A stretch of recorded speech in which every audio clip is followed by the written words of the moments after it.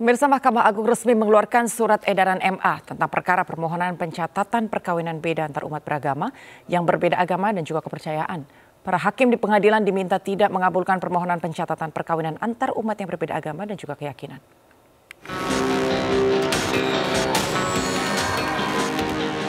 Mahkamah Agung resmi melarang hakim mengabulkan permohonan pencatatan pernikahan beda antar umat beragama yang berbeda agama dan kepercayaan.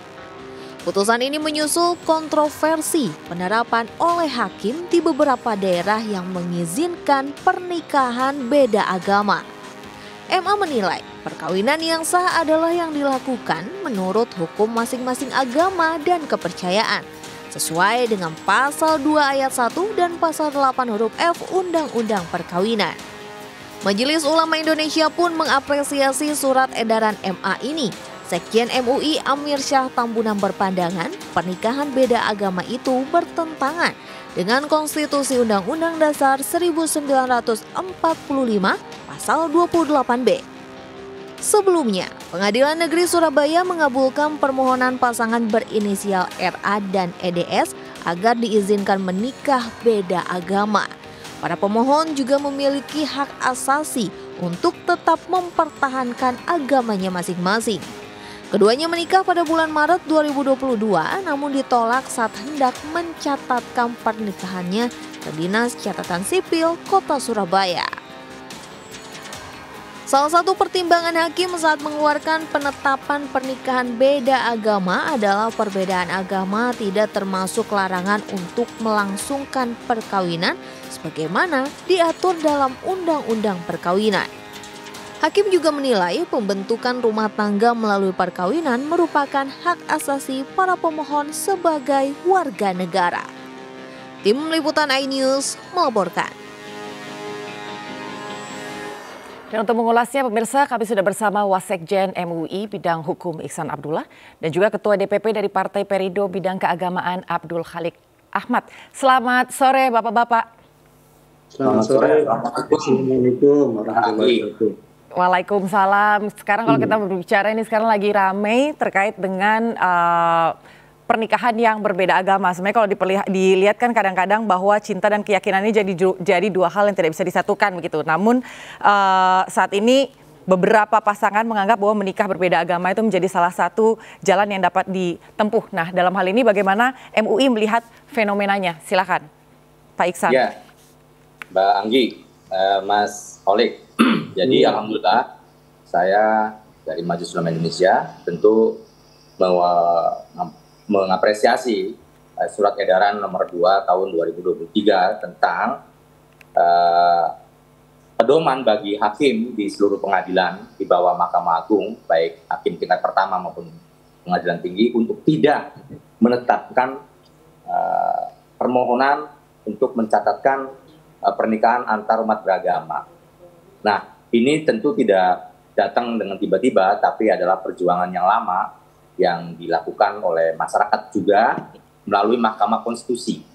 Jadi setelah pasca putusan Mahkamah Konstitusi nomor 24 tahun 2022, kemudian dilanjutkan dengan perjuangan bagaimana implementasi dari putusan MK agar bisa mengikat semua warga negara. Maka berbagai kalangan dan tokoh agama, perwakilan majelis agama termasuk kami dari Majelis Ulama Indonesia meminta saat itu kepada Mahkamah Agung agar menjadi surat edaran. Dan alhamdulillah dengan apresiasi dari Mahkamah Agung, kami semua tokoh agama mewakili majelis agamanya masing-masing itu dilibatkan dalam menyusun materi sebagai usulan kepada pimpinan Mahkamah Agung untuk menyusun surat edaran. Dan alhamdulillah pada tanggal 17 Juli 2023 surat edaran tersebut diundangkan, dan ini sebagai bentuk dari Mahkamah Agung yang menghargai dan melihat bahwa ini adalah kepentingan umat, kepentingan rakyat, masyarakat yang harus diputus dalam sebuah aturan. Dan ingat, surat edaran Mahkamah Agung itu di dalam prakteknya diikutin oleh hakim-hakim di bawah mahkamah lebih dari undang-undang, mereka mentaati. Jadi saya kira ini patut bersyukur kita semua umat beragama sudah dikembalikan kepada ketentuannya masing-masing bahwa pernikahan itu dianggap sah apabila dilakukan menurut agama dan kepercayaannya. Baik. Negara hanya mencatat fungsinya, tidak mengesahkan.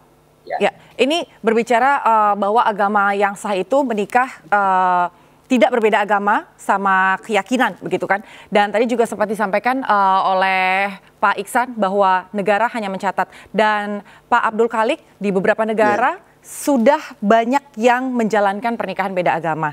Dan menganggap bahwa berstatus nikah berdasarkan catatan sipil saja juga cukup. Bagaimana kiranya negara bisa mengantisipasi hal ini? Ya, memang fakta yang menjadi realitas kita hari ini, banyak sekali pasangan yang beda agama punya keinginan untuk melangsungkan pernikahan. Jadi dalam sebuah penelitian misalnya, dalam 1 bulan saja itu ada sekitar 12-15 pasangan yang ingin menikah beda agama. Tetapi memang kendalanya di Indonesia adalah kita terikat pada satu aturan main, yaitu ada satu hukum positif yang harus menjadi pedoman kita, yaitu Undang-Undang Nomor 1 Tahun 74 tentang perkawinan. Jadi saya kira memang beda agama, nikah beda agama itu terkendala dalam hal legalitas di Indonesia. Jadi saya kira ini memang sesuatu yang menjadi realitas kita hari ini. Jadi kalaupun misalnya banyak sekali pasangan yang ingin melangsungkan pernikahan beda agama, tetapi karena kesempatan itu terkendala oleh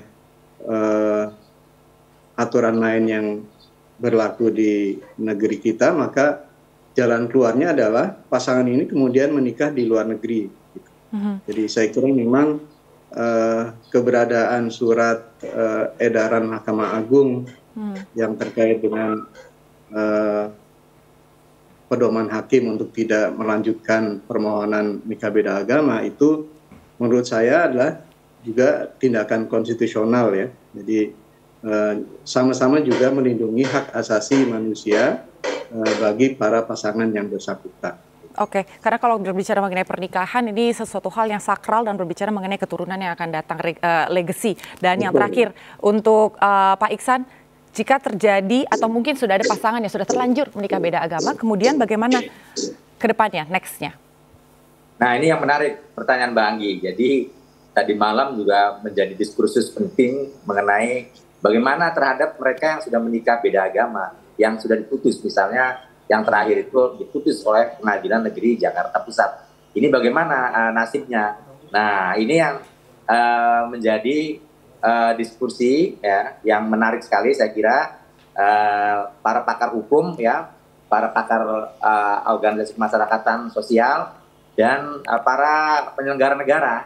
Tentu ini adalah bagian terpenting yang terus didiskusikan karena nggak mungkin mereka harus dibatalkan. Mereka kan sebelumnya sudah menikah dan ditetapkan oleh Pengadilan Negeri sebagai pernikahan yang tercatat.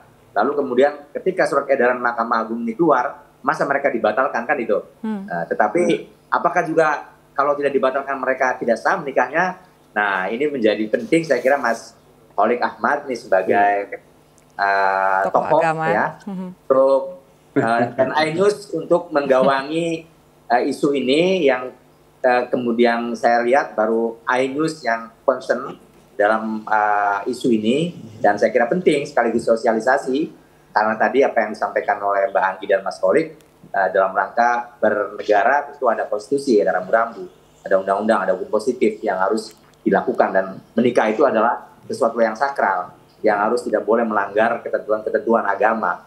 Jadi masuknya saja sudah melanggar nanti bagaimana nanti kalau sudah di dalam kan begitu. Jadi lebih baik saya kira kita mentaati hukum agama dan hukum positif di negara kita. Itu yang penting-penting sambil nunggu diskusi-diskusi ya. Baik, terima kasih Pak Iksan Abdullah selaku Wasekjen dari MUI dan juga Pak Abdul Khalik Ahmad selaku tokoh agama. Selamat sore. Terima kasih, selamat sore. Oke, Mas Kholik. Assalamualaikum. Ya, assalamualaikum. Salam.